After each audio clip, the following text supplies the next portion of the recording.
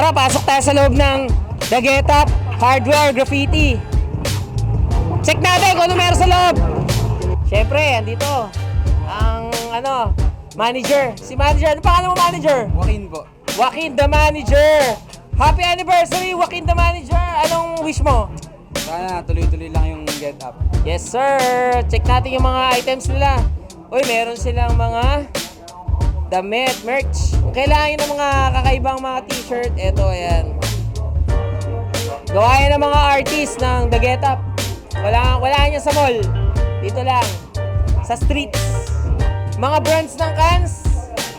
Siyempre, meron tayong C-Max. Solid, bago to. Hindi ko na to alam Dati pang ano lang ako, boss ni Meron tayong Dope 400 Classics. Okay, solid. Ito mga signature data to Grabe, ang ganda solid na solid Bili na kayo dito sa The Get Up Graffiti Hardware.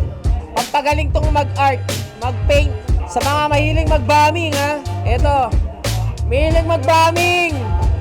Meron tayong mga rollers. Pag gusto nyo mag-bombing sa bahay, gusto nyo pintura, pwede yan. Murang-mura. Magkano mga markers? Ano po, may 500, may 300, depende po sa sizes. Okay. Yung mga cans, magkano ba yung mga cans? Yun ngayon po yung sale is, pag dalawa po, kahit C-Max o Dope, 190. 190 each pag dalawa po yung whole. Okay. Pag isa lang, 200 po. 200. May discount kang 10 pesos. 10 pesos. Alright. Sa damit, magkano damit nyo? 650 po. 650. Dahil anniversary. Hindi ko lang po sure kung may discount dyan. Ayun lang.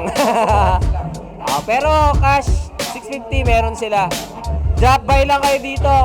So yan, okay. Ang ganda ng event dito ngayon sa The Get Up Graffiti Hardware. Na-check natin yung mga items nila. Namit natin yung mga tropa. At higit sa lahat, nag-enjoy tayo.